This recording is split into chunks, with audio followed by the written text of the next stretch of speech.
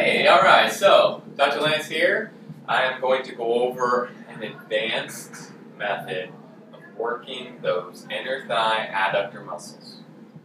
Please don't try to do this unless you have done both the beginner and intermediate level exercises and you are very comfortable and strong and stable in your lower extremities. It helps to have someone with you to assist you to make sure that you're getting safe. It also helps to have something to hold on to.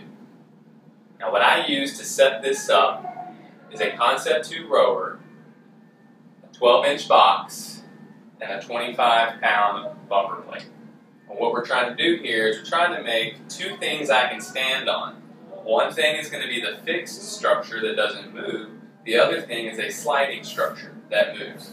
If you don't have one of these things, what you can use at home might be a cloth towel on a vinyl kitchen floor, one foot standing on the floor, one foot standing on the towel, and letting that outside leg slide in and out.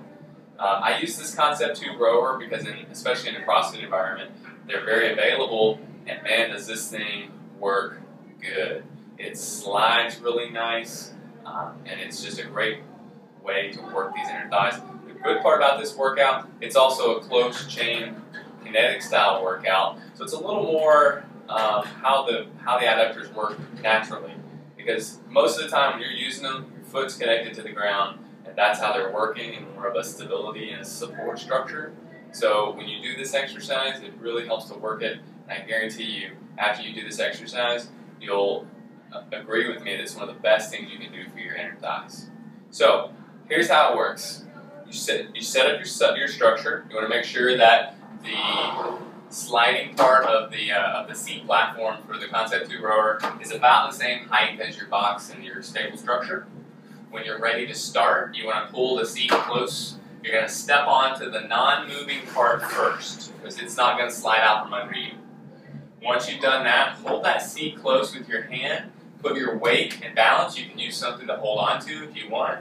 Put your weight and balance here and put your other foot onto the seat. You want to keep your weight on that non-moving structure first. Stand up.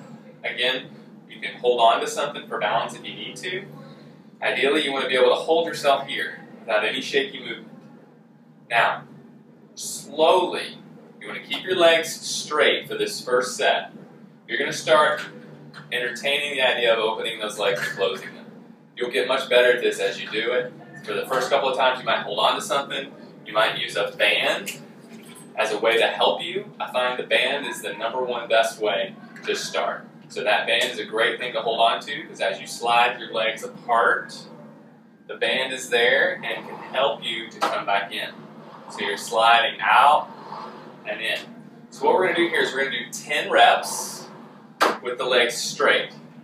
If you do it without the band, your hands can be by your side. Wherever you want your hands for balance, you're going to slide that out and then slide it back together.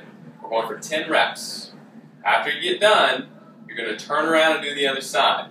To do that, make sure you step off, stay on the non-moving part, same setup. Get on the non-moving part first, put your other leg on. If you need to hold on. Slide those legs apart. Again, 10 reps on the other side. Step off using the non-moving side. Switch. Now what you're going to do is you're going to set up exactly like you just did. You're going to come onto the rower and the platform. You're going to hold. Now, you're going to go into a squat. This is a lot harder. So if you're using a band, hold on to that band. Keep your body in the middle of your legs as you go out and then come back in. Okay? So make sure you stay in the center as you go out and then squeeze back together. Out, squeeze back together. You don't want to just do this. That's not nearly as hard. Even though that is a workout, that's not nearly as hard. That's not what we're going for. You want to keep your body right in the center and squeeze back. Okay? 10 reps. Come off. Turn around. Do it on the other side. After you've done both of those, the next one you want to do is a lunge setup. So you're going to turn. You're going to have your front foot on the stable structure, your back foot on the Concept 2 rower seat. You can hold on to something if you want or use your band. And this is a lunge slide. So you're going to bend that front knee, you're going to slide that back leg back, and squeeze to bring them together. You're going to keep your hips facing forward and squeeze. I usually do about 15 reps of this one because I can do a little bit more because I'm using some of my glute to assist. And then you'll switch and do the other side. Same thing, same setup. About 15 reps. Now one last thing, if you use the hip bands, like my other hip warm-up series, you can incorporate these. So you can slide them on. Now what we've been doing is inner thighs, but this is a great way to work those outer thighs.